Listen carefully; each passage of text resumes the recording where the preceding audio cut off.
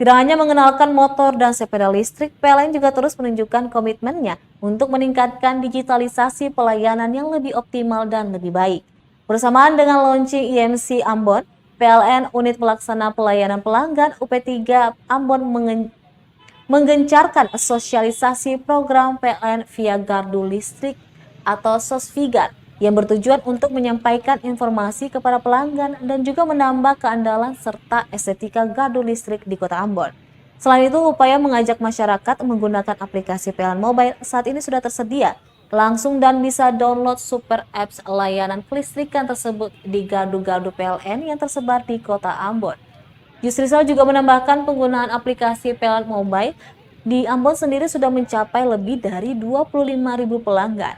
Berbagai fitur pada aplikasi PLN Mobile dihadirkan dengan tujuan untuk menghadirkan layanan listrik yang semakin mudah dan cukup serta cepat dalam satu genggaman saja.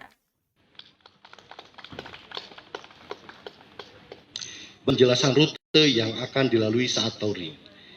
Yang ketiga, sambutan barcode di GH19 tanpa berdoa.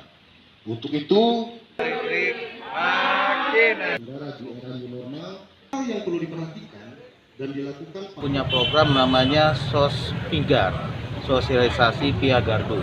Jadi kalau Bapak lihat di situ di gardu kita di sebelah sana dan yang kita kunjungi tadi itu ada informasi promo-promo PLN seperti PLN Mobile dan yang lain-lainnya nanti di gardu.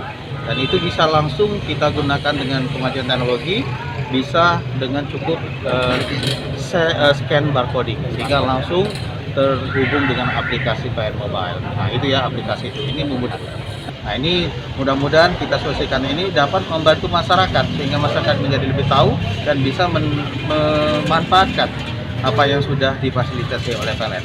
Demikian. 3, 2,